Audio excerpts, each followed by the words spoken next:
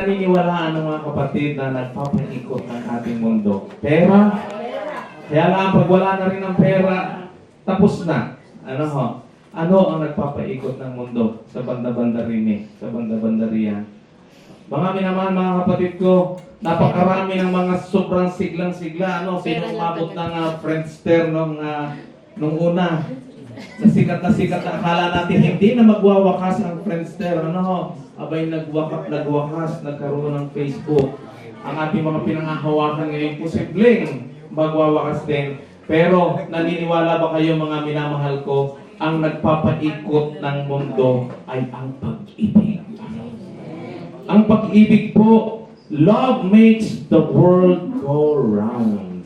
Kaya ko rin naniniwala, mga minamahal ko. Yung Facebook, yung Friendster nawala, nagkaroon ng Facebook, ang Wi-Fi nawawala, ang pera nawawala. Pero love lasts longer.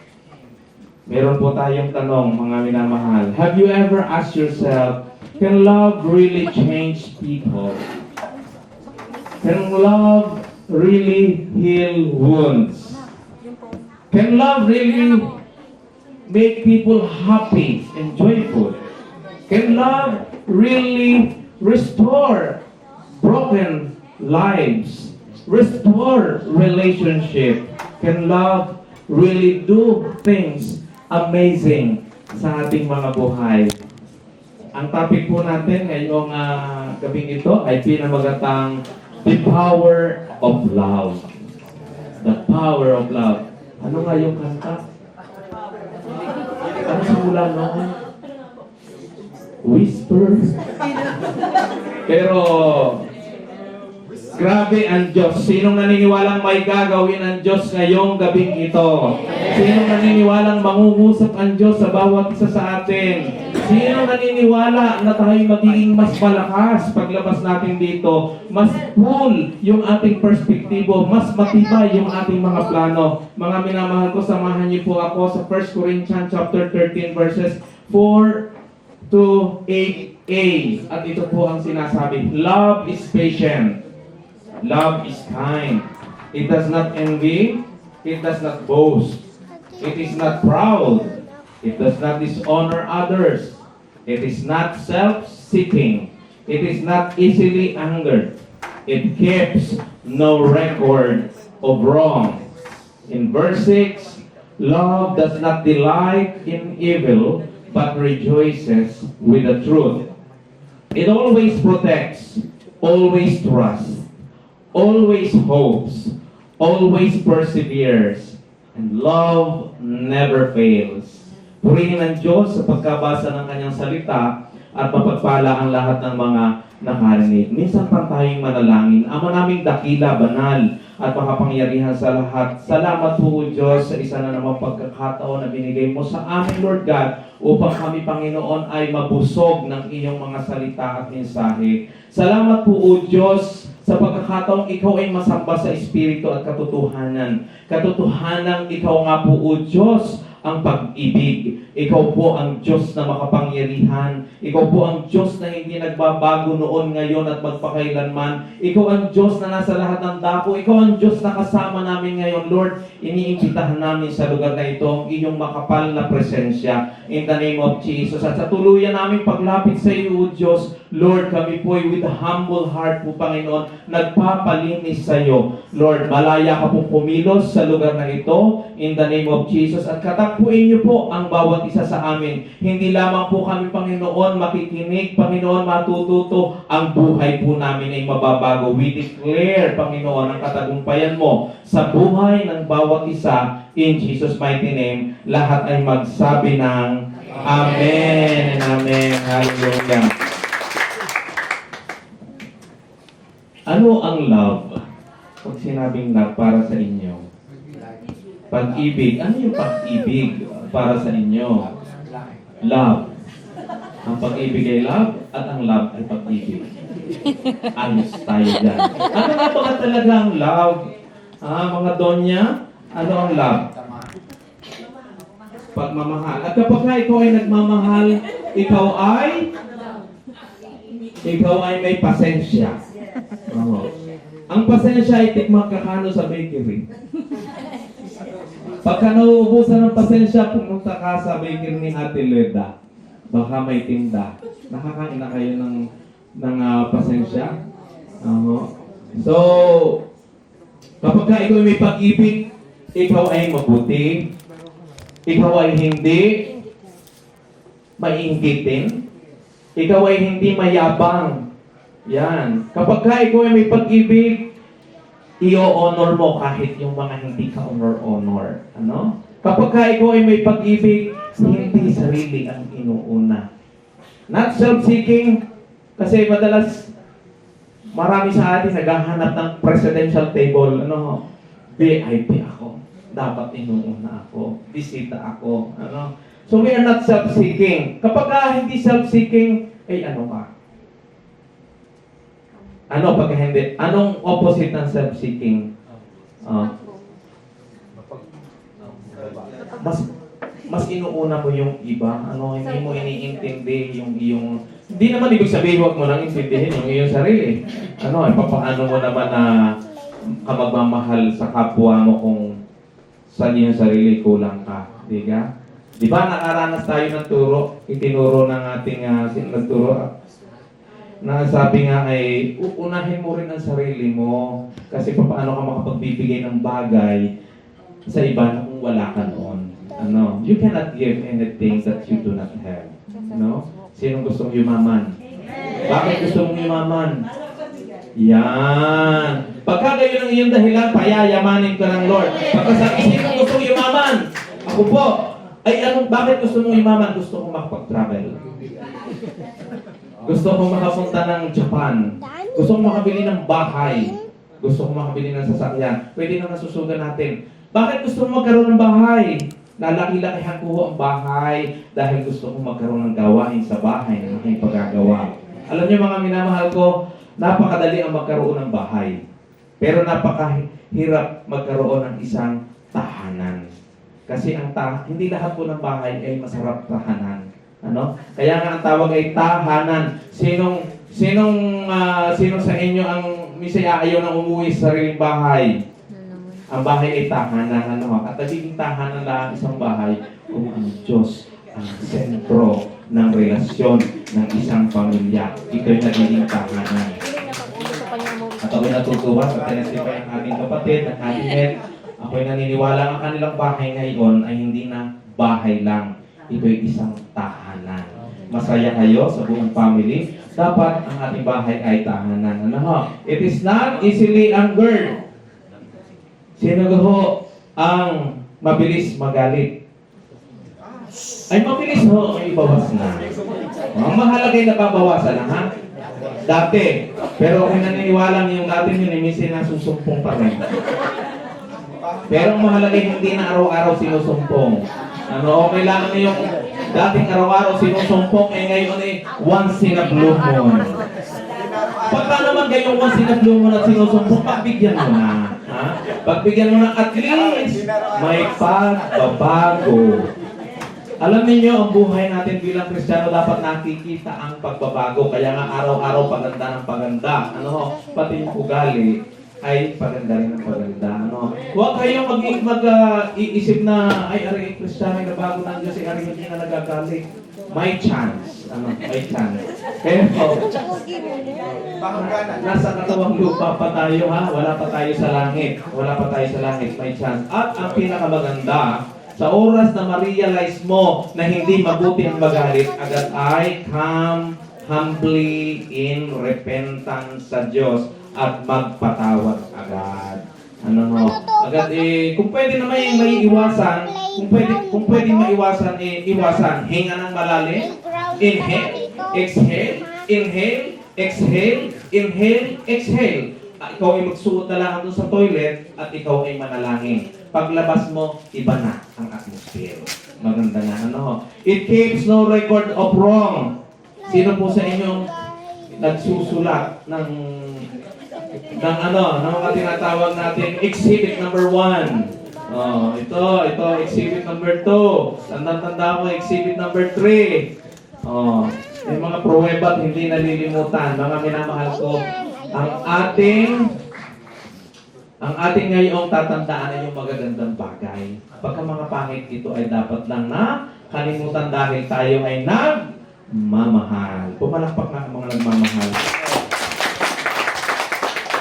At love does not delight in evil but rejoices with truth. Kapag ka mali, hindi po pwedeng mali, ay ina-accept natin na tama.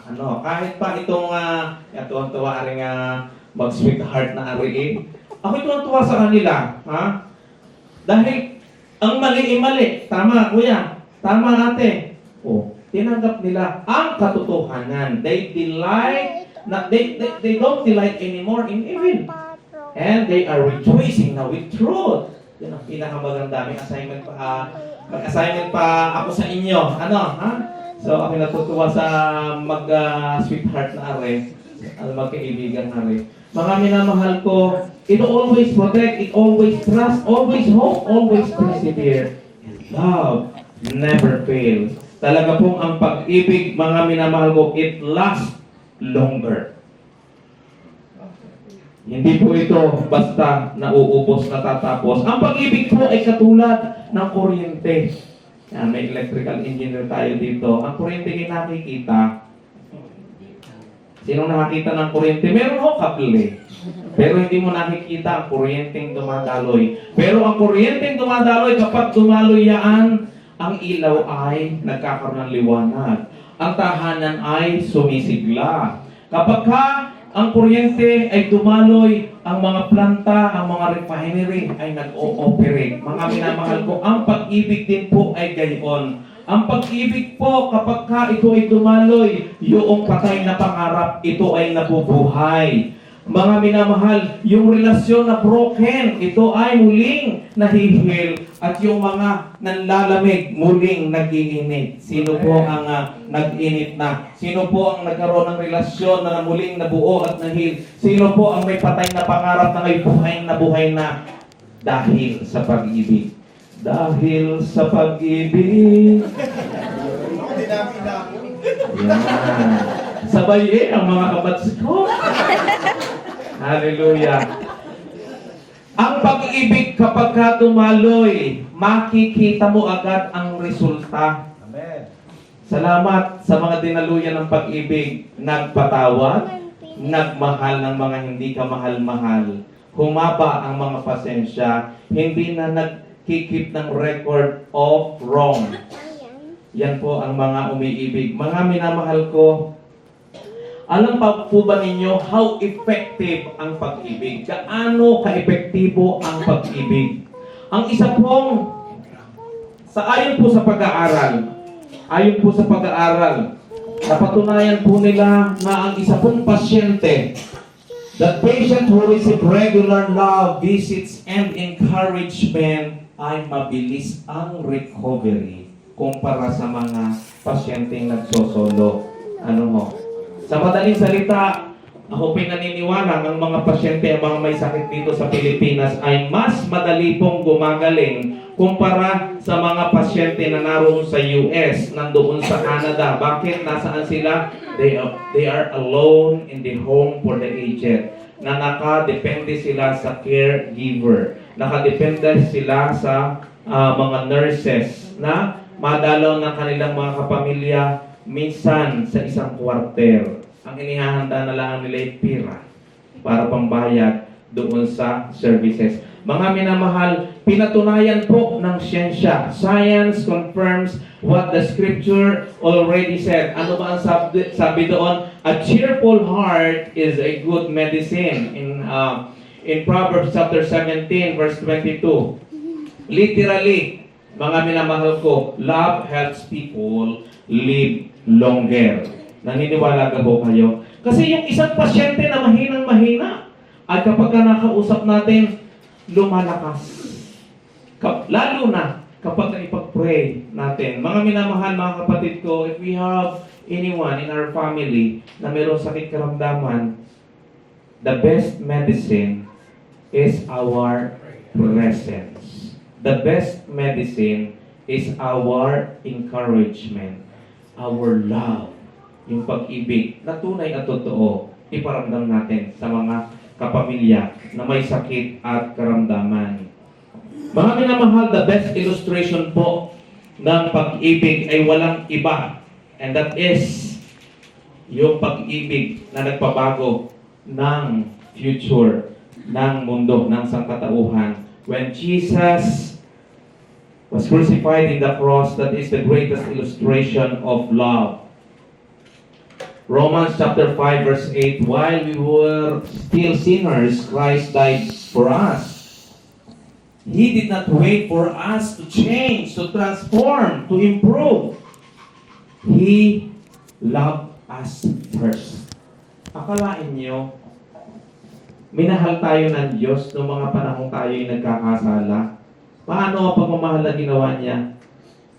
Namatay siya sa krus upang bayaran ang kasalanan mo at kasalanan ko, kasalanan nating lahat. Upang tayo ay maligtas sa tiyak na kapahamakan. Upang tayo magkaroon ng buhay na walang hanggan. Sino po ang mayroon ng buhay na walang hanggan? Hallelujah. Ganito katindi ang pag-ibig ng Diyos. Na-imagine nyo ba ang naranasan ng Panginoong Jesus doon sa krus ng Kalbaryo? Kung gaano kasakit yung hagupit noong inihahagupit sa kanya na halos bilog yun, bola na maraming tinik, maraming matutulis na parte. Kung gaano karami ang dugo na dumanak sa kanya sa krus ng Kalbaryo, kung gaano kasakit yung koronang tinik na inilagay sa kanyang ulo para lamang ikaw ay hindi siyang mapako doon sa krus na yon. Ang kabayaran ng kasalanan ay kamatayan. Pero ang regalo ng Diyos ay buhay na walang hanggan sa pamamagitan ni Kristo Jesus. Na-imagine nyo ba kung gaano ang ginawa ng Panginoong Jesus para lamang ikaw ay magkaroon ng buhay na walang hanggan? Para ikaw ngayon ay nakaupo na lamang diyan at ikaw ay nakikinig at ikaw ay sumusunod para ikaw ay magkaroon ng buhay. Hindi lang basta buhay.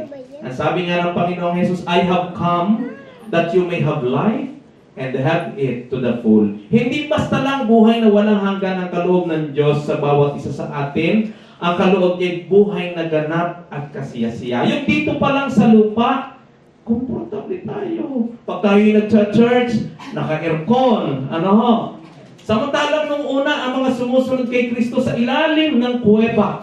Doon sa kuweba, sa ilalim sila nag-worship. Na katulad dito, napakainit. Napakainit na lugar dahil sila'y pinipersecute. Pero salamat tayo narito sa bansang Pilipinas kung saan malaya tayong nakakapag-worship sa Diyos. Bakit? Merong Diyos na nagmahal. Merong Diyos na umibig sa atin. Merong Diyos na nagligtas sa atin. Merong Diyos na ginawa na niyang lahat upang tayo ay makaabot sa sitwasyon na katulad nito. Noong mga panahong tayo nagkakasala, hindi pa nga tayo sinisilang, bayad na ang lahat ng kasalanan mo. Sasabihin mo, paano mo nangyari yun? Advance ang bayad. Pagdating sa spiritual realm, walang oras na pinagbabatayan. Naintindihan niyo po ako, ang inyong lingkod. Kapag ka po ang pinag-uusapan ay spiritual realm, wala po, it is not affected by time. Kaya yung kasalanan mo ngayon, bayad na talaga. More than 2,000 years ago, kailangan mo na lang ay manampalataya. Saan baga apektado ng oras? Dito lang sa mundo. Kaya may oras dahil sa mundong umiikot. Pag tayo nasa eternity na, sa buhay ng eternal, wala na pinag-uusapan 1 year na lumipas, 1,000 year na ang lumipas, wala nang gayunan. Sino gusto makarating sa eternity? Pasalamatan mo yung Diyos na nagmahal sa iyo. Sa ating lahat. He loved us first. Kaya tayo natuturing magmahal. Marunong na akong magmahal ang lahat. Pumalakpak ang nagmamahal na. Dati hindi nagmamahal. Dati hindi kaya makapagpatawad. Dati umiiyak sa sama ng kalooban. Pero ngayon ay lumuluha sa saya at galak. Dahil may Diyos na nagko-comfort sa atin. At alam mo, hindi ka na nag-iisa mula ngayon. Simula nang tanggapin mo si Jesus sa buhay mo. Do you know that life begins at? 40s. 40?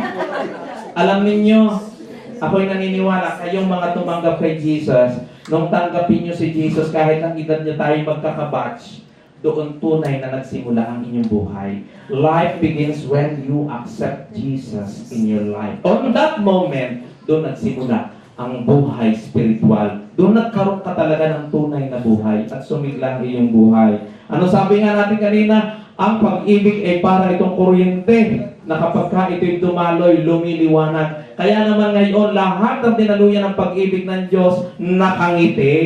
Ayan. Liwanag ang mukha. Ano? Ay kung makikita ninyo, siguro 12 years ago, sasabihin yung lolo ko siya. Oo. Dahil din lang sa pag-ibig ng Diyos, kaya nagiging maayos ang ating itsura. Kasi wala nang problema. Ano nga tawag natin hindi na problema? Opportunity. Ayan, lahat tayo may opportunity. Ano? Na makaranas ng biyaya at grasa ng Diyos. Wala nang problema sa mga Kristiyano. Wala nang problema. Burahin na sa vocabulary ang salitang problema. Instead, opportunity to receive blessing, opportunity to be healed, opportunity to be restored, opportunity to be loved. Ayan. So marami tayong opportunity. Ano ang kapangyarihan na kayang gawain ng pag-ibig? The power of love. The power of love. Naniniwala kayong may kapangyarihan ng pag-ibig? Ano ho? At sa gabi ito po, napakadali pong tandaan kauna-unahan. 4 powers of love. Una, remember, love heals. Okay. Tunay nga bagang ang pag-ibig ay nagpapagaling? Ha? In 1 Peter chapter 4 verse 8, above all, love each other deeply because love covers over a multitude of sins. Above all, ibig sabihin kauna-unahan talaga tayo magkaroon ng malalimang pagmamahalan. Bakit? Kapag ka ikaw ay nagmamahal, yung mga kasalanan natatakluban. Tama po. Yung mga nagmamahalan, hindi na nagkaka-reviewhan. Dati, kanina sabi natin, ay talaga pag wala ang pag-ibig, you are keeping records of wrong. Ano? Pero, kapag ka ang pag-ibig ng Diyos ay buhay na buhay sa iyo, yung mga wrong na yon hindi na maaalaala. Kaya ng kalimutan, kaya ng i-let go. Pag pinag-usapan ang salitang healing o heals, love heals, ano ang pinagagaling? Una. Ano ang unang pinagagaling? Puso. Ha? Puso. Kaya pag tayo nagpipray, mga may sakit, may karamdaman, puso muna ang kailangan maging maayos. Ano? Hindi agad magkaroon ka ng kagalingan. Kaya ang ginagawa ng Pastor John sa mga pastors at ginagawa ninyo sa mga may sakit, una muna pinakikilala si Jesus. Una muna isinishare ang balita ng kaligtasan. Yun yung ating unang ginagawa. At kapag ka na-share ang balita ng kaligtasan at tumanggap na kay Jesus, doon ngayon dadaloy ang kagalingang pisikal. Una muna ang spiritual, healing ng puso. Lahat halos ng tumanggap kay Jesus, bago sila tumanggap, ay broken-hearted. Maaaring hindi sa kapwa, pero maaaring sa kanyang sarili mismo, sa buhay na meron siya. Malungkot, broken, sa kanyang mga pinagdadaanan. But remember, our Lord, our God, is closer to the broken-hearted. Kaya, blessed are the poor in spirit.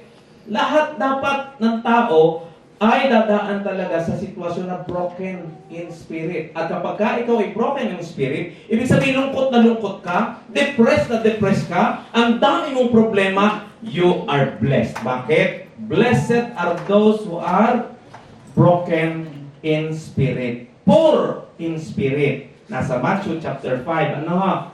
Ano ba yung mga kasamahan doon sa Matthew chapter 5? Ayan.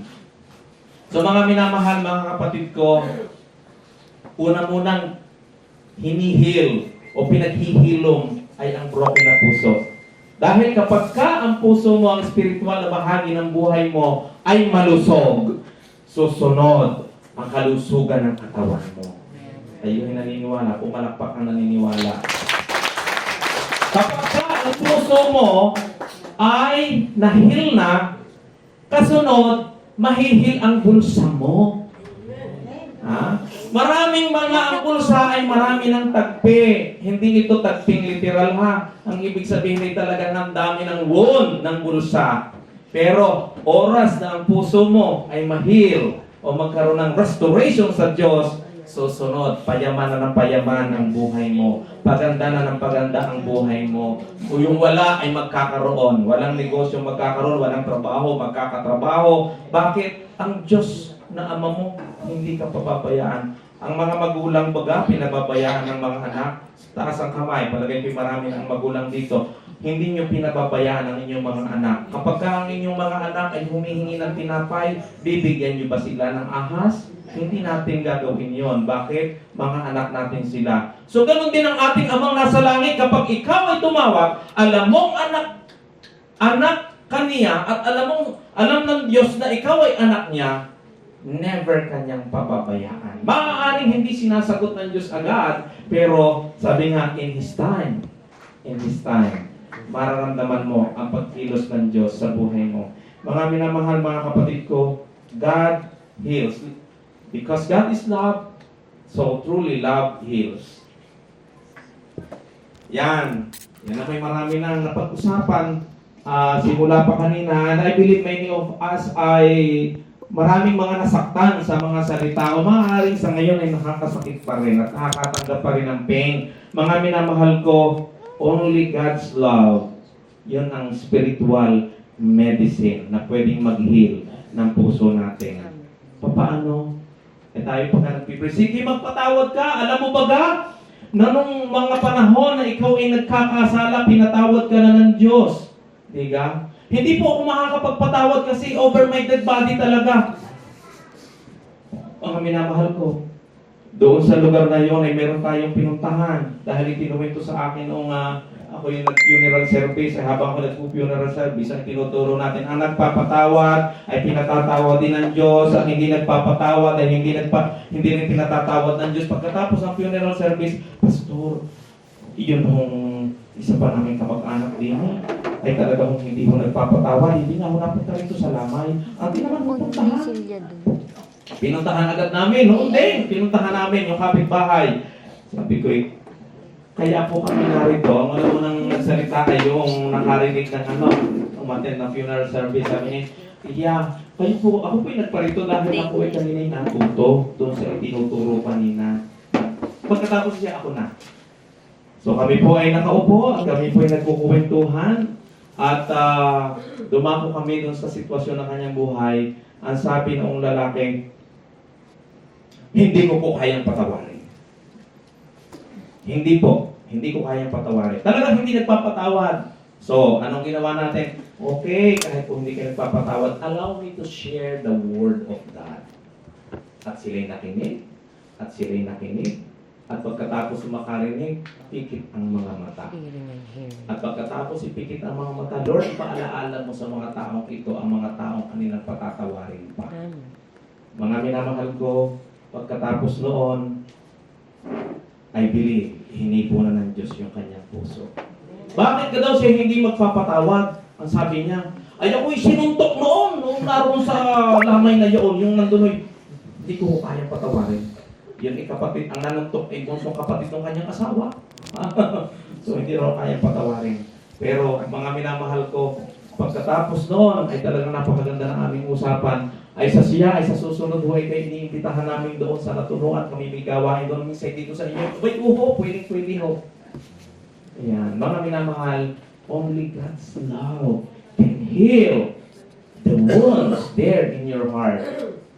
Hallelujah. Like a mother kissing a child wound, love does not erase the pain instantly, but it starts the healing. Mga minamahal, mga kapatid ko, nakakita na kayo ng mga hayop. Kapag yung anak ng isang magulang na hayop ay may sugat, anong ginagawa? Noong halimbawa ay aso, hinihimot, mga minamahal, naalaala ko rin ang aking inay. Noong ako ay Nung ako'y bata pa, ay talagang sugatin itong liig, sugatin ang kilikili. Napakaraming parte ng katawan. Sabi ng inay ko, ako'y awang-awa na sa iyo.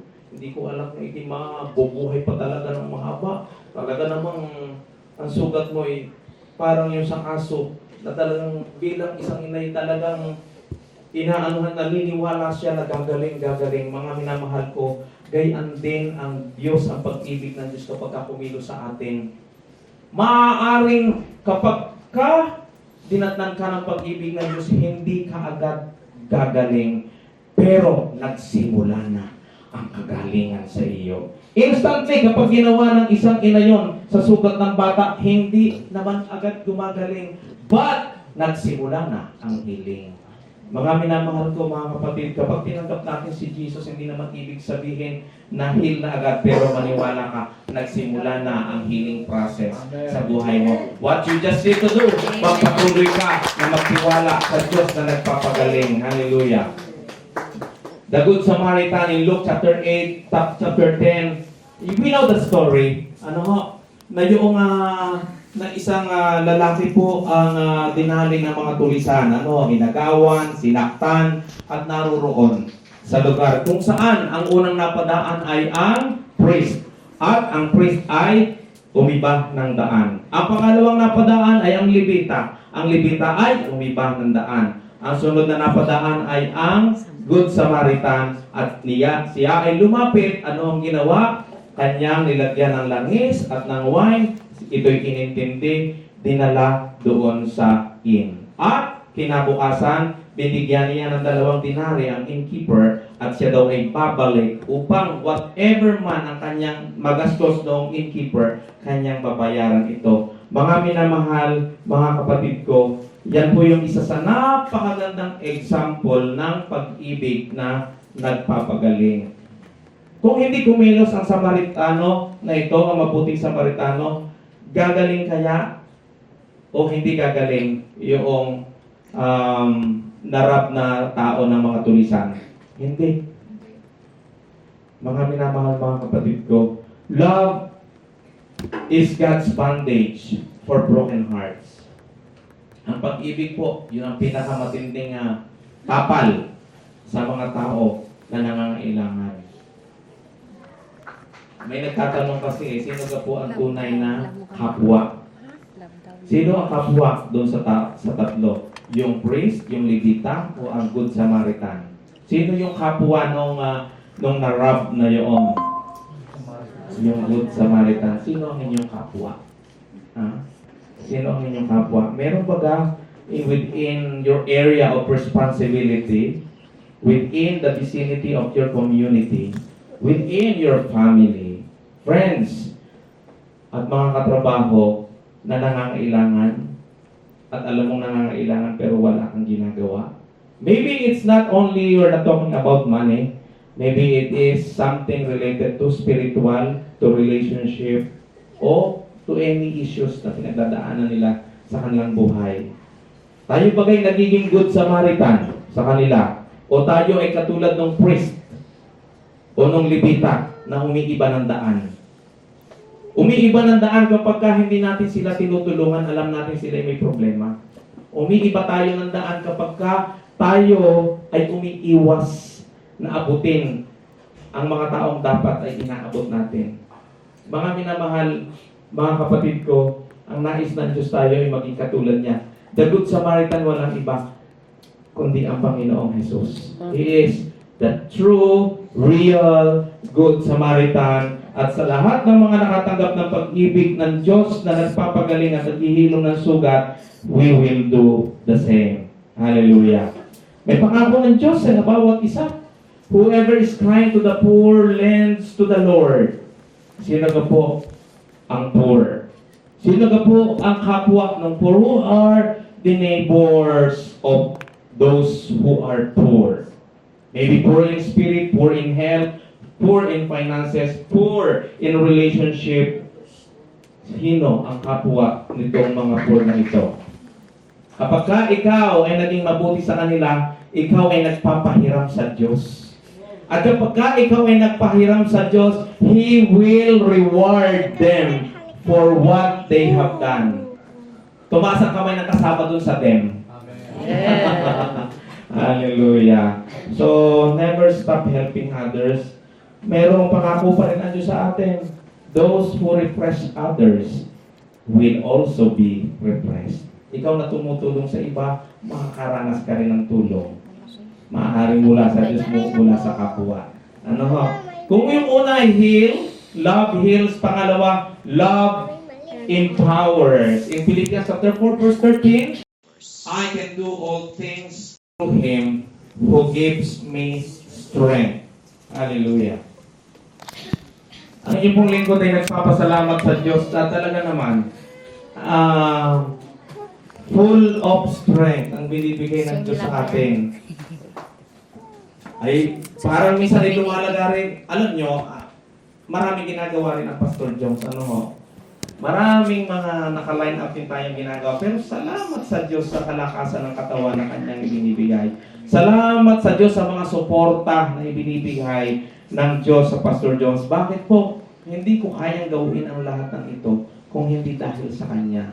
Maaaring iniisip natin ay direktang tulong sa Kanya, but I am receiving indirect help from Him sa pamamagitan ng maraming tao, maraming opportunity, maraming pagkakataon, tumatanggap po tayo ng kalakasan mula sa Diyos. Dahil kung hindi, wala tayong magagawa talaga. Kung hiwalay talaga tayo sa Diyos, wala tayong magagawa. Nung tanggapin ng inyong lingkod si Kristo, talaga namang ang kalakasan ay hindi nauubos.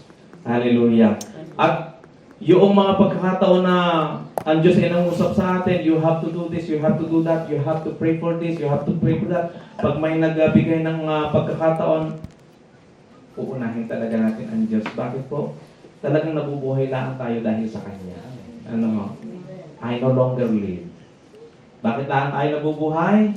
Nabubuhay tayo dahil sa pananampalataya sa Kanya. Doon lang tayo nabuhay. Ano? Love empowers. Kapag ka po, ang isang tao ay, halimbawa kayo, ang isang bata, yun pong isang bata na alam mo na ikaw ay sinusuportahan ng iyong ina na kumanta. Ano? Di kayo minsan kapangit-pangit naman ng boses. Pero ang iyong inay gandang-ganda, oh, napakaganda ng boses ng aking anak. Ano po ang nangyayari doon sa anak?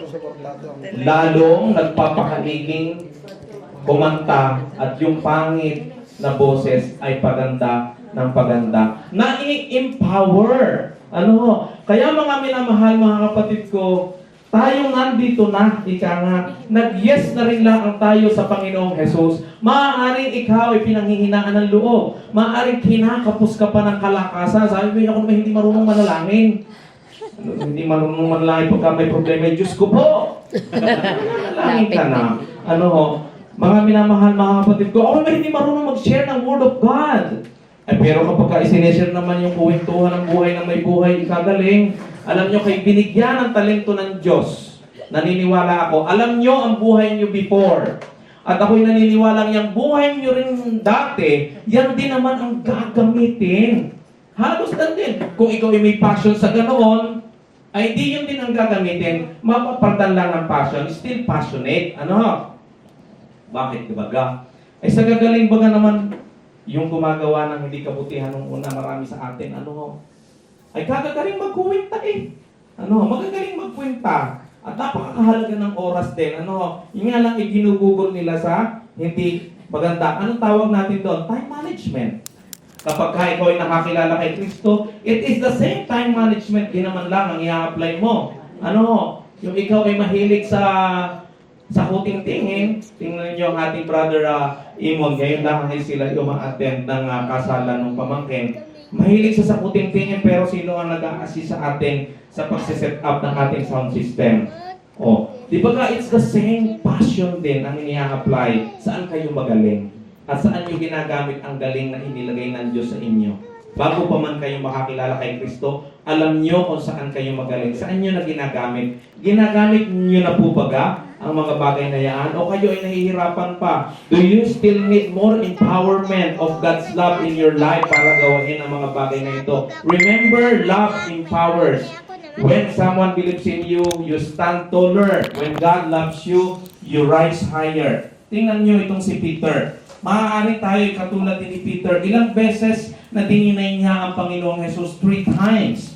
Kaya ilang beses din naman siya na ni-restore ng salita ng Diyos? 3 ring beses.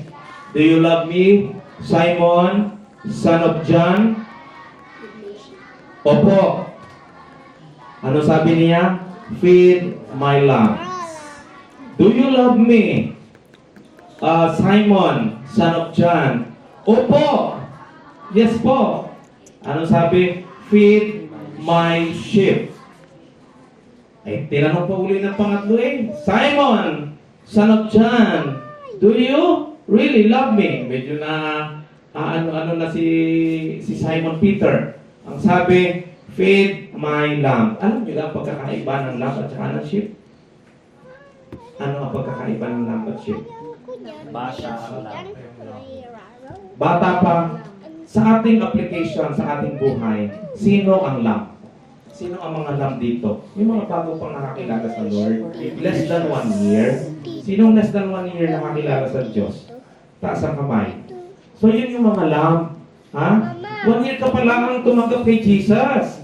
So yun yung mga lamb na itinipid. Ano? At yun namang mga sheep, yung mga matatagal na, ha? Yung mga nagbubura na ng upuan, nagbubutas na pala ng upuan, pinakakain din yun. Ha? Bakit? Para hindi na magbutas ng upuan. Para kumilos na rin. Para lumakas na rin. Para ma-empower na rin. Itinuturo natin sa kanila ang tunay na pagmamahal na tinanggap ng bawat isa sa Diyos. At kapag ka naunawaan mo na ikaw ay tumanggap din lang ng pag-ibig ng Diyos, kaya ikaw ay naligtas, ng regalo ng Diyos na kaligtas ay tinanggap mo rin lang, hindi dahil sa ikaw ay mabuti, hindi dahil sa ikaw ay may relihiyon, hindi dahil sa ikaw ay may influensyang tao, then, kapag nalaman mong regalo din lang ng Diyos sa kaligtasang meron ka, you will be fully empowered na hindi lang tayo uupo ng uupo. Tayo ay tatayo rin upang abutin ang mga dapat abutin. Abutin ang mga taong nasa lugar na kaya nating abutin. Sino gustong umabot sa kapwa? Palakpakan natin ang Diyos sa mga umakabot na ito. Hallelujah. Bakit ka tayo aabot? Tayo inabot din lang. Ha? Meron din lang ang Diyos na ginamit para tayo ay makakilala sa Diyos. Hallelujah. Ito pong si Peter ay nirestore ng Diyos. Ha?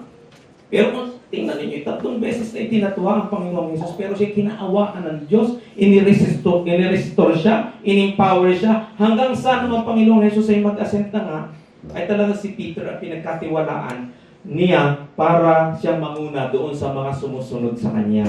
Na halos yung buong buhay niya, talagang buong paglilingkod ay ibigay niya. Sinong nakakaramdam ngayon ng gayon sa inyo na gusto niyang ibigay ang buong paglilingkod niya? Yung kahit hindi ka nasasabihan, ikaw ay magkukusa na. Merong may sakit sa inyo, ipag-pray nyo. Merong may problema sa inyo, isasama niyo sa church. Yung alam niyo ang solusyon, ituturo niyo ang solusyon. Mga minamahal, mga kapatid ko, dapat ma-empower ang bawat isa sa atin na tumanggap ng pag-ibig ng Diyos. Love leads with people into strong witnesses.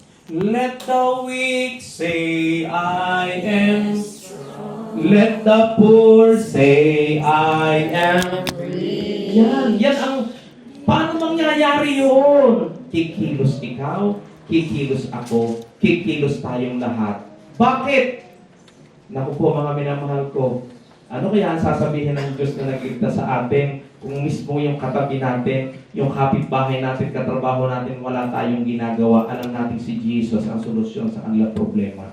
Alam natin yung testimonya ng buhay mo ay katulad ng pinagdadaanan ng kapwa mo, wala kang ginagawa. Anong sasabihin ng Diyos na nagligtas sa atin? Mga minamahal, mga kapatid ko, ang pangatlo, love accepts. Accept one another, then just as Christ accepted you in order to bring praise to God. Hallelujah. In Romans chapter 15 verse 7, yan yung sinabi. Tanggapin natin ang bawat isa. Tayo na may tinanggap din daan ng Diyos sa kanyang pamilya. Tayo ay enemy of God dati. Pero tinanggap tayo. Ginawa niya tayong anak na katulad ng Panginoong Jesus. We are co-heir. Sabihin natin co-heir. C-O-H-I-E-R. Ibig sabihin, tayo kasamang tagapagmana ng kaharian ng Amang nasa langit. Kasamang tagapagmana, co-heir of Jesus. Nakalain mo tayo co-heir of Jesus. Tayo kasamang tagapagmana. Alam ka po ninyo yun. Tayo tagapagmana ng langit. Nakatulad ng Panginoong Jesus. At tayo ay kasamang maghahari ng Panginoong Jesus.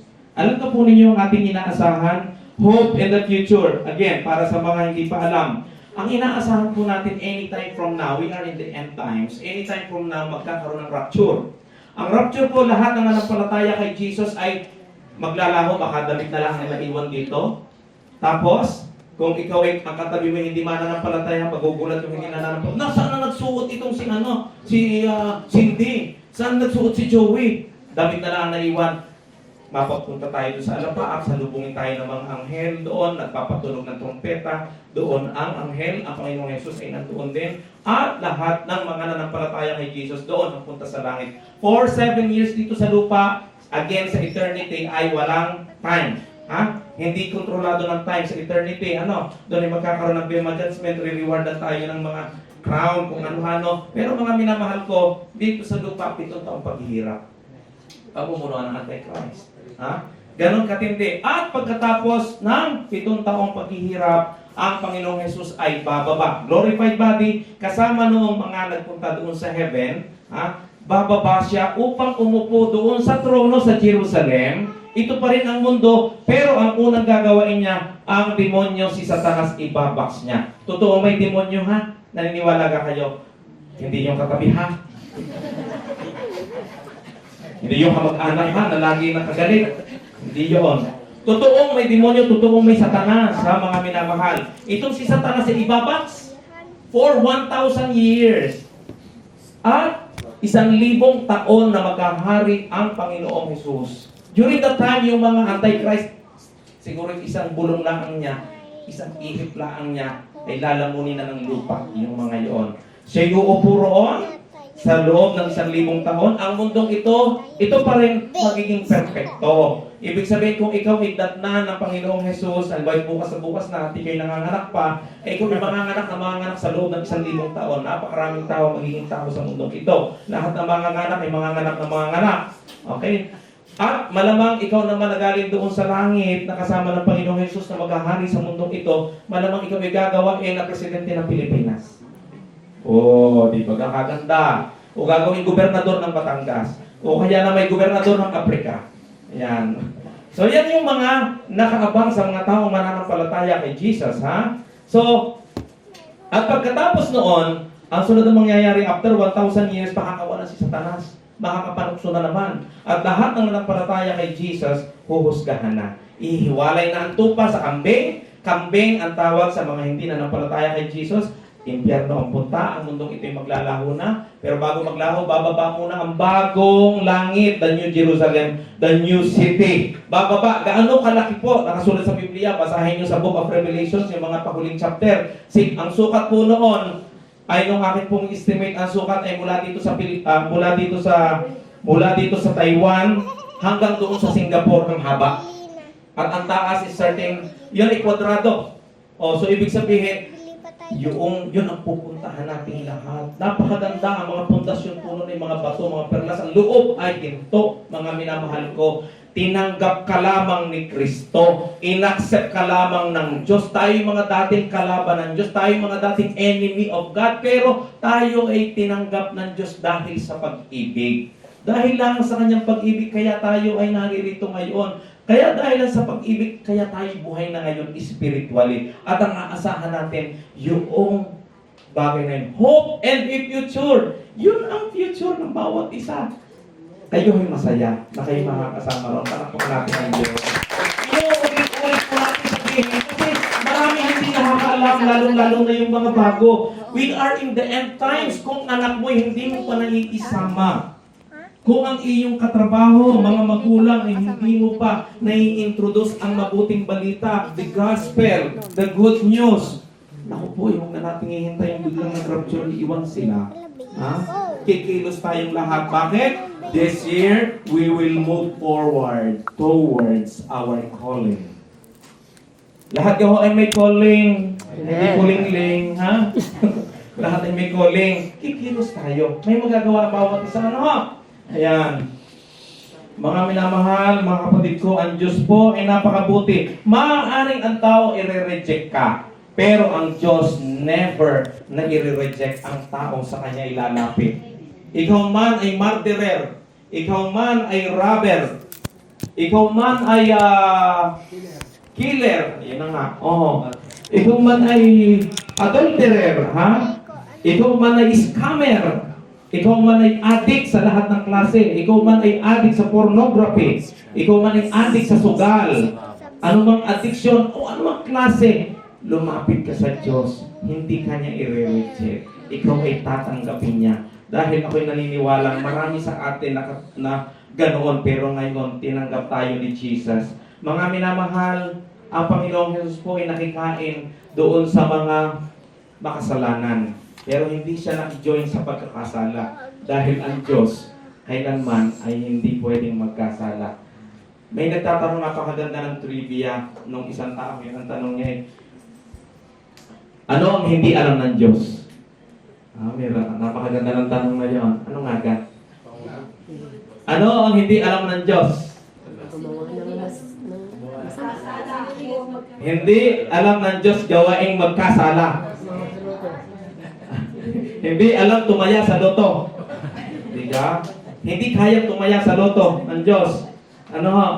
Alam niyo, hindi niya kayang magsinungaling. Kapag pinangakuan ka ng Diyos, ang pinanghahawakan mo, Jeremiah 29:11. Ang pinanghahawakan mo ay itong Luke 18:1. Hindi ang Diyos pwedeng magsinungaling sa kanyang ipinangako. More than 7,000 promises meron ang Biblia.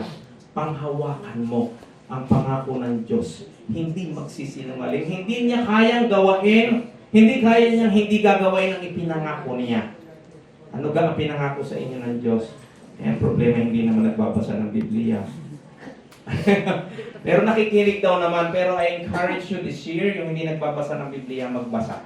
Yung walang Biblia, huwag umasa sa cellphone. Iba pa rin po yung merong kinukulayan kang hinuguhita, sinusulatan sa tabi. Personal ang Biblia. Ang toothbrush ay personal. Ano ho? Ibig sabihin, maging personal din sa iyo ang Biblia. Hindi pahiraman. Ano ho? Kasi baka doon sa tabi may naisulat kang ganyan yung nangyari sa akin noon. O, simulan mo, pinahiram mo. Oh, ganito nangyari din kaya mo. Personal ang Biblia. Ha? Pero itong pero, susulatan nyo ang inyong Biblia ng ano? Susulatan nyo ito. Susulatan nyo ito na basahin nyo ito.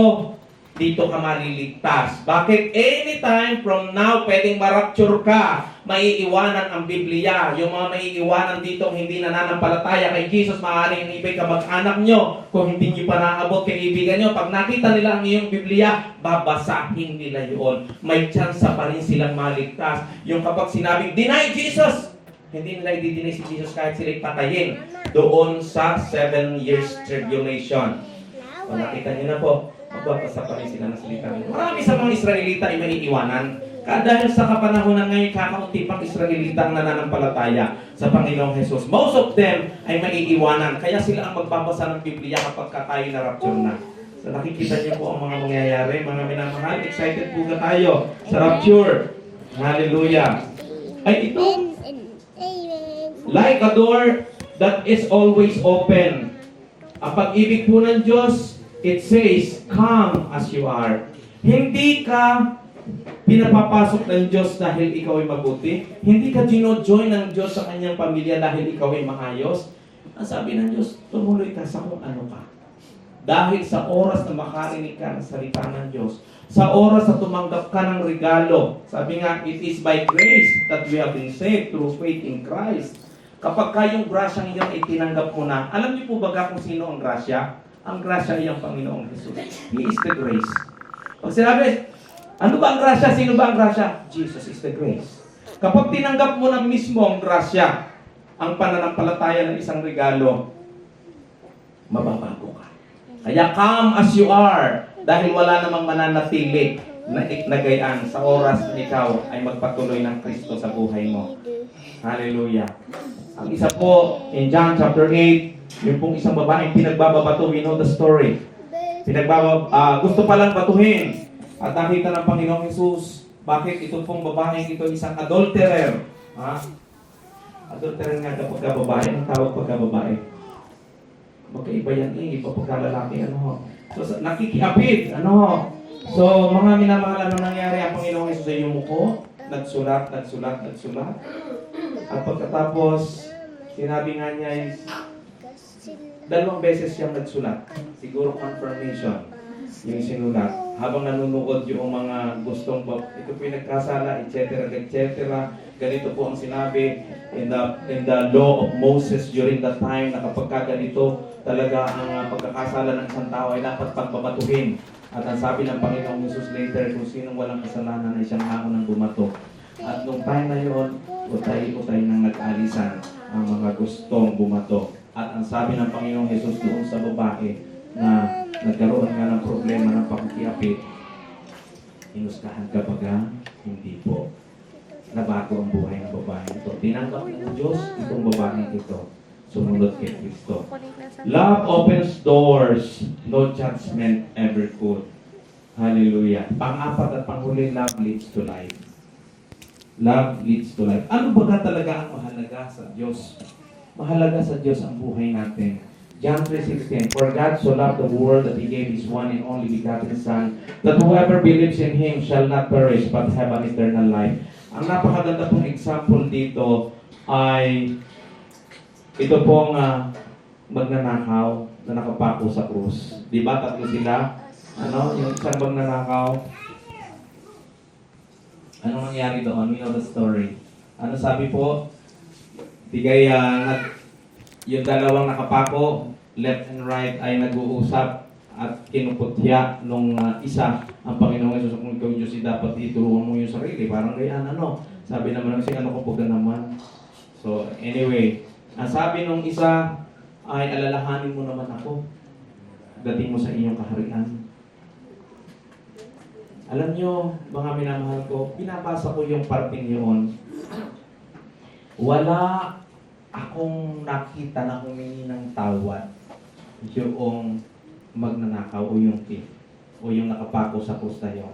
Sino nagbasa na? Nakita nyo gang, Lord, patawarin mo ako sa aking mga kasalanan. Tinatanggap kita sa buhay ko bilang Diyos at tagapagligtas sa aking buhay. Salamat po sa kaligtasan sa buhay na walang hanggan sa pagkasulat ng aking pangalan sa krus, sa aklat ng buhay. Meron o wala? Wala. Ang sabi lang niya, alalahanin siya. Di ka? Alam ninyo, napakahalaga na ang tao ay magkaroon ng repentant heart. Ang nakita ng Diyos doon ay repentant heart. Hindi po ang gusto ng Diyos ay yung ngusong humihingi ng tawad, kundi pusong tunay na humihingi ng tawad. Dahil napakarami na nang humingi ng tawad sa nguso, pero hindi sa puso. Yun pong lalaking yun, humingi ng tawad, pero puso, repentant heart. Mga minamahal, kaligtasan po ang ibinigay ng Diyos doon sa lalaking yon. Yung po bang lalaking yon ay nakapagpastor pa?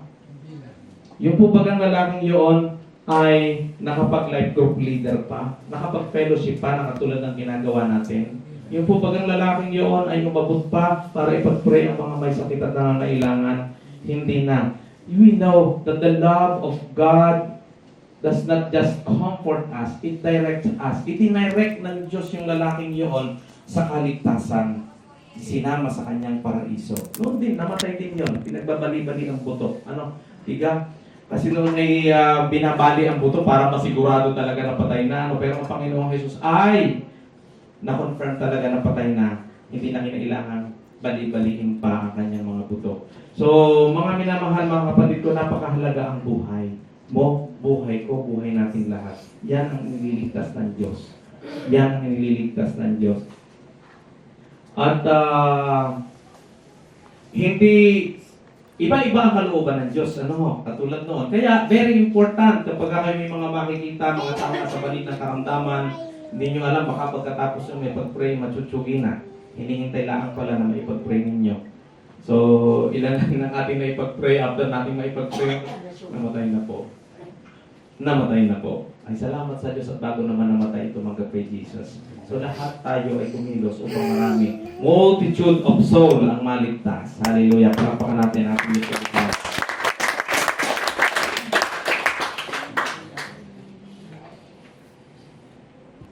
Pangako ng Diyos, Jeremiah 29:11, God has good plan in you.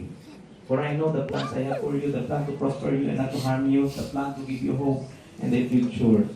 Romans chapter 8 verses 38 to 39. Nothing can separate you from His love. Ano baga?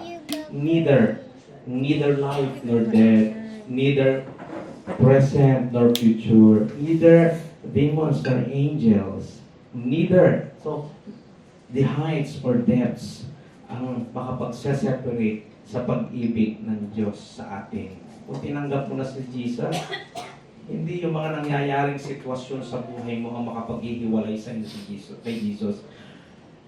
Sa halip, yun pa ang magpapatibay ng iyong relasyon. Yun pa ang magpapatibay ng channel upang maranasan mo ang pag-ibig ng Diyos sa atin. So, sino ka po sa inyong ayaw nang mawalay sa presensya ng Diyos, sa pag-ibig ng Diyos? Lagay tayong lahat. Ano ho? Isaiah chapter 41 verse 10, God will strengthen and uphold you. Ano sabi doon? So do not fear, for I am with you. Do not be dismayed. I am your God. I will strengthen you and help you. I will uphold you with my righteous right hand.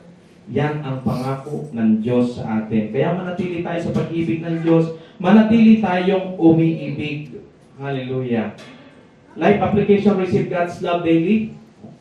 Romans chapter 5 verse 5, and hope does not put to shame because God's love has been poured out into our hearts that through the Holy Spirit who was given to us. Araw-araw, tumanggap tayo ng pag-ibig ng Diyos. Ha? Pangalawa, receive forgiveness. Alam mong ikaw ay pinatawad na ng Diyos, walang dahilan para ikaw ay hindi magpapatawad sa iba. Yung puso, the heart of stone, pinalitan na ng Diyos ng heart of flesh. Yung mga hindi pa nagpapatawad, nagkaroon na ng bagong puso, kayang magpatawad, kayang umunawa, kayang magmahal. Ephesians chapter 4 verse 32, be kind and compassionate to one another, forgiving each other just as in Christ God forgave us. Ito'y utos. Ha? Be kind. No? Kita nyo, iniuutos sa atin. Be kind, be compassionate, be forgiving. So ito po'y command sa ating lahat. Pangatlo, reflect Christ's love. By this, everyone will know that you are my disciple if you love one another. Lahat po ba kayo nagmamahal? Kung hindi tayo nagmamahal, hindi pa tayo disipulo ng Diyos. Pero kung naniniwalang lahat ay nagmamahal na. Okay? At ang pang-apat, reach others with love. In Matthew 28 verse 19, therefore go and make disciples of all nations, baptizing them in the name of the Father, of the Son, and the Holy Spirit, and teaching them to do what I have told you to do, and I will be with you till the very end of age. Mga minamahal ko, reach others with love. Sabihin natin, reach others with love. Reach others with love. Ayan. Reflect Christ's love. Gusto ng inyong lingkod balikan yung story kanina. Yung the story of the Good Samaritan. The priest and the Levites and the Good Samaritan. What is the opposite of love? Hate. The opposite of love is hate. Okay. Alam niyo kung ano ang kailangan ng mundo natin ngayon?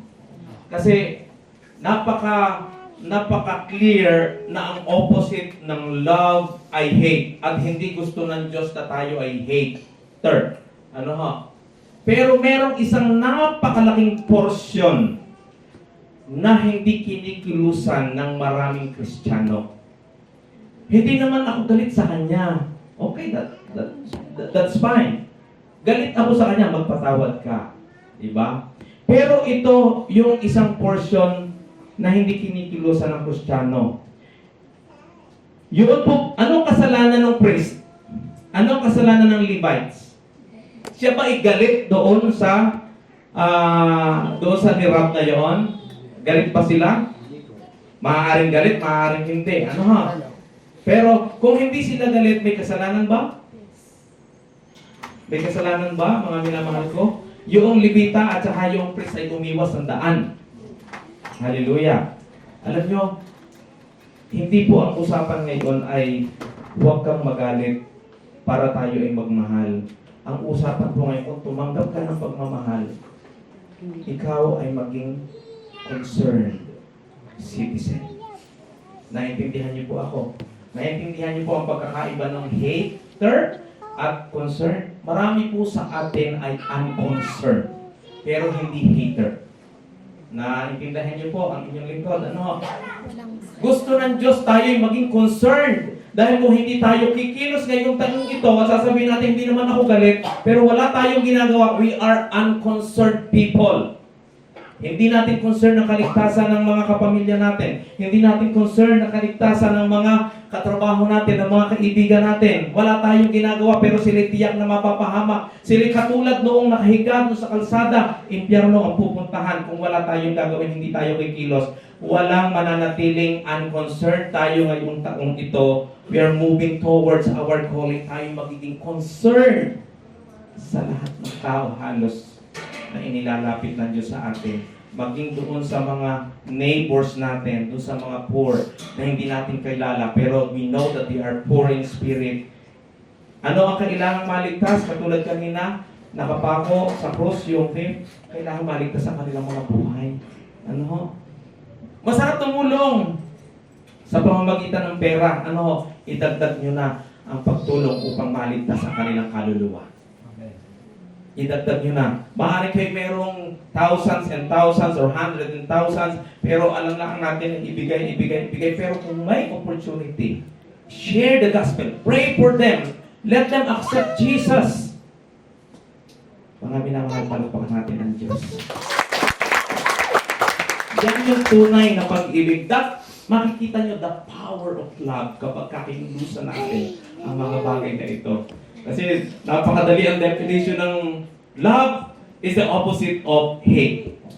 Pero ginawa ng kaaway na ganito ka-vague, ganito ka-unclear, upang itong malaking sektor na unconcerned people, na marami ay malamang tayo unconcerned, doon tayo belong. We're like priests and Levites and not a good Samaritan. Be a good Samaritan because our God, our Lord Jesus Christ is a good Samaritan. Mga minamahal mga kapatid ko, meron po isang lalaki na addicted to drugs. His family gave up. Pero alam nyo, merong bumisita sa kanyang lugar na isang pastor. Siya inaligtas. Sinukuan na siya ng kanyang pamilya. Pero yung pastor, hindi siya sinukuan. At no siya ay dumating ang panahon, naging pastor siya. At sabi niya, hindi ako naligtas dahil sa sermon na aking mga narinig. Ako yung naligtas dahil mayroong nagmahal sa akin ng tunay at totoo. Palakpakan natin ang Diyos. Mayroong isang bata nagtanim ng munggo. Siya init na init at hindi tumutubo. Pero alam nyo, nung ang kanyang munggong itinanim, after a couple of days ay makita yung suloy, masayang-masaya siya. Mga minamahal, magtanim tayo ng pag-ibig sa ating kapwa. Maaaring kapag tayo nagtanim ng pag-ibig, hindi agad natin makikita ang resulta. But the love that you will show to them, kapag sila ating bibisitahin, sila ating mamahalin, sila ating tutulungan, makikita mo, sila lalagurin, sila mahihil, sila may empower, tatanggapin nila si Jesus, sila magkakaroon ng buhay, nakatulad ng buhay na meron kayo. Mga minamahal, ang challenge po sa atin, the world does not need more argument. Tapos na ang pagtatalo-talo, it needs more love and action. Humanap ka ng tao ngayong linggong ito na hindi ka mahal-mahal, mahalin mo. Find one, at least one difficult person ngayong linggong ito. Mahalin mo siya kung hindi pa ka namamahal. Find one na tao, hindi pala one, we are talking about forgiveness. Magpatawad ka na sa mga tao hindi mo pa napapatawad. Yan ang gusto ng Diyos na gawin natin dahil tayo tumanggap ng pagmamahal. Tinatawagan ko po ang ating mga awit. Hallelujah.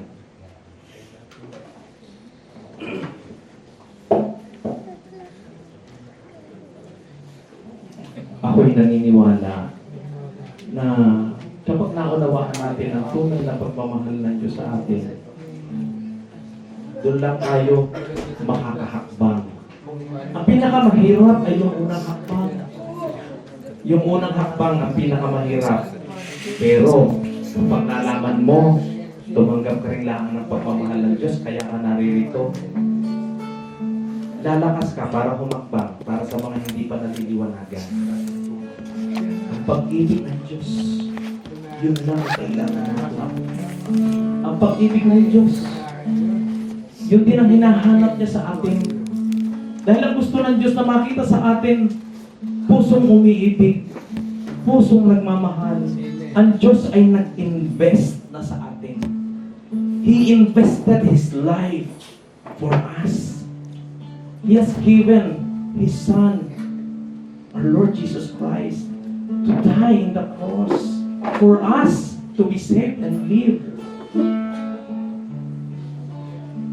Hallelujah. Tayo pong tumayo. Tayo pong umawit.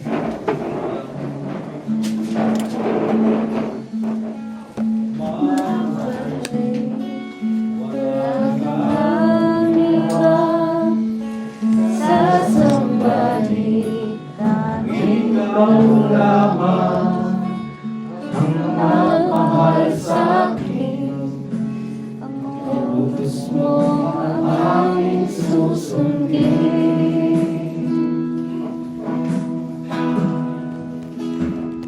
Ibigin ka, O Diyos, na higit sa lahat. Ibigin ka, O Diyos, buong puso at lakas, buong isip at kaluluwa, habang may hirap, paglingkuran at papurihan ka. Pangalanan, Tataas namin sa buong mundo, ihahayag namin tanging pangalan mo, Jesus, ang tagapagligtas. Wala nang ang ibang mamahalin. Ibigin ka. Ibigin ka, O Diyos, ang higit sa lahat. Ibigin ka, O Diyos, buong puso at lakas, buong isip at kaluluwa, habang may hininga, paglingkuran at papurihan ka. Mga kapatid, ang tunay na sa Diyos ay umiibig sa kapwa. Ang tunay na sa Diyos ay umiibig, may mahabang pasensya. Maaaring ang ating mga inaabot, maaaring nahihirapan ka. Pero ang Diyos, tinagakan niya. Hallelujah. Maraming taon na ikaw, inilalapit niya. Salamat sa pag-ibig. Pasalamatan mo siya ngayon. Hallelujah. Sige, maaaring noong mga nakaraang araw, we became like that priest and Levites. Wala lang. Di natin pinapansin yung mga taong dapat ay inaabot na natin. Maaari noong mga nakaraang araw, we became self-seeking. We keep records of wrong. We envy. Maaaring noong mga nakaraang araw, we hate. For words. Mga minamahal, mga kapatid, the Lord is here. He is love.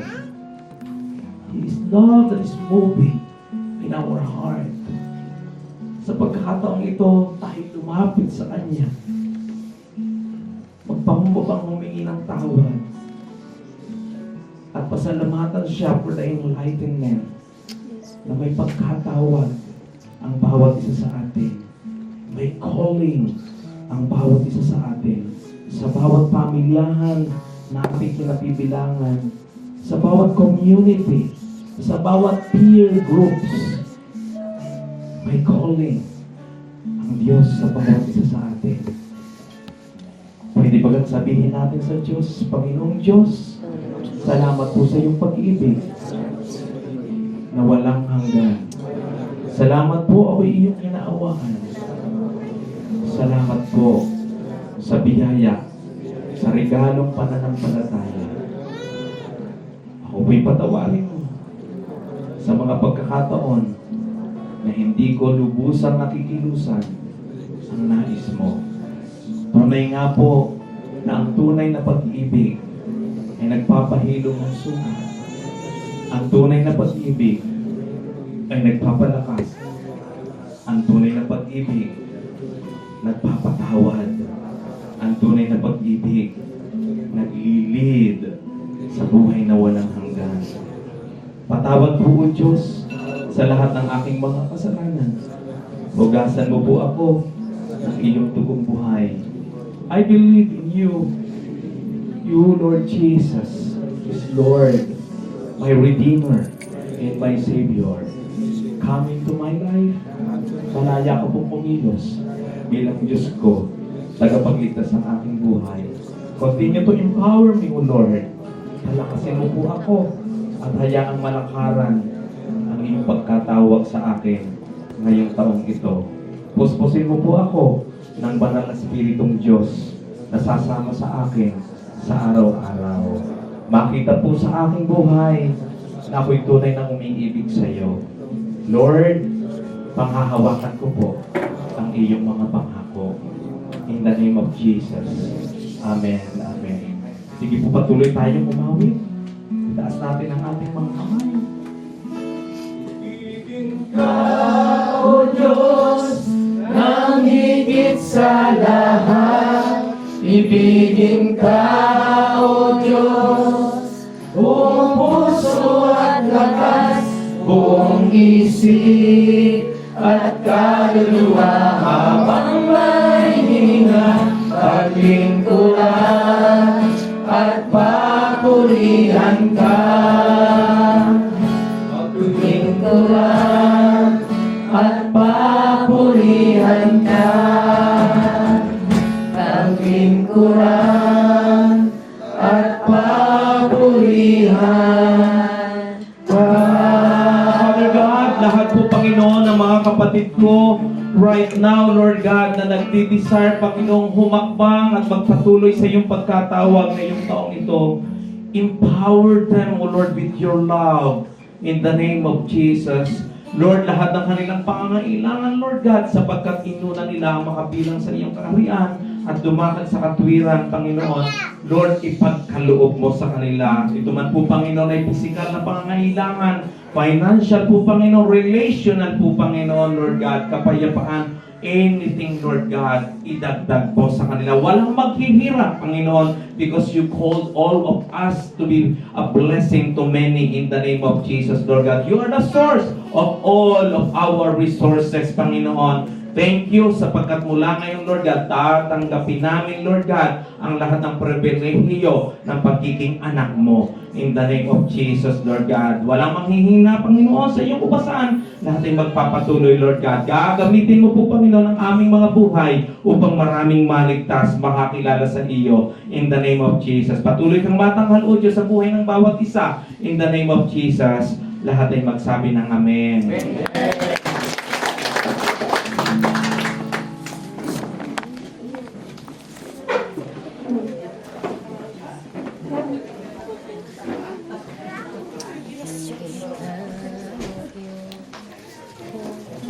Po, lahat nga po ng mga tumanggap ng pag-ibig ng Lord ay pumalakpak ulit. Praise God.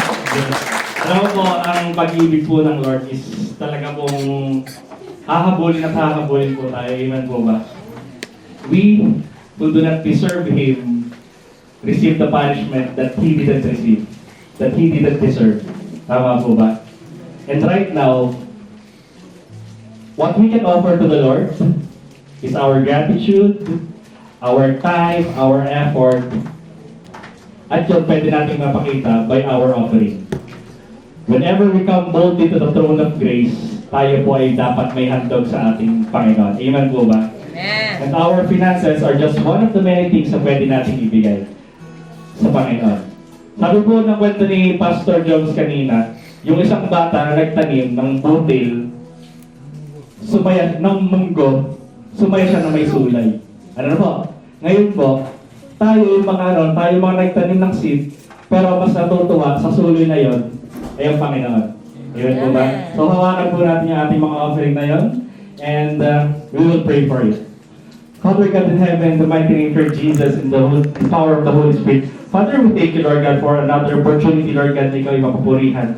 Thank you, Lord God, for the talents, Panginoon ko, na iyong binigay sa aming bawat isa. Thank you for the treasure. Thank you for the time, Panginoon ko, na hindi namin karapat dapat matanggap, pero ibinigay mo pa rin dahil kami mahal mo. Father God, this is our declaration, Lord God, as you have said in Matthew 18:18, whatever we forbid here on earth will be forbidden in heaven, and whatever we permit here on earth will be permitted in heaven. Father God, I permit in the name of Jesus, Panginoon ko, na walang magkakaroon ng lack sa kanilang finances, walang magkakaroon ng lack in their relationship, Panginoon ko, walang magkakaroon ng lack in terms of your intimacy with you, Panginoon ko. But Lord God, in the name of Jesus, we permit that abundance will follow them, promotion will follow them, and Father God, faithfulness and intimacy with you will grow deeper, Lord God, sa pagkakilala sa iyo. Maraming salamat, Lord God, for the overflow na meron kami ngayon. Itong aming mga offering, Lord God, ito yung maging mabaong sambayaw sa iyong harapan. Maraming salamat, Lord God, to you alone with the highest glory, praise and adoration. And everybody say, Amen. Amen.